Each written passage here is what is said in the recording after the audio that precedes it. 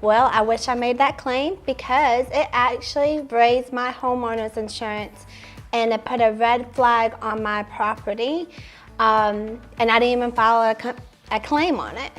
And that's the crazy thing. So you need to be very careful when you call these insurance company to even discuss it, because they will note it in your file. So if you have like $1,000 deductible and the repair's $1,500, it may not be worth it for you.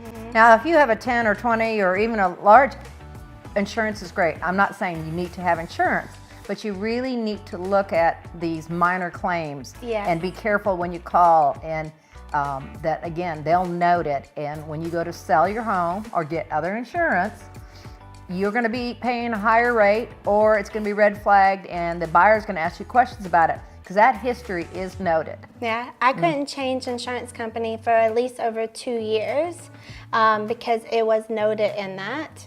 And so every time I try to call around to get a new insurance, it was always noted that I just called and I did not file that claim. I can't want to say complain, but I am complaining because I should have just filed the claim.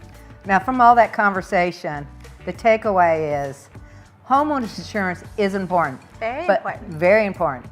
But make sure before you make that claim how it affects your future and if it's worth it.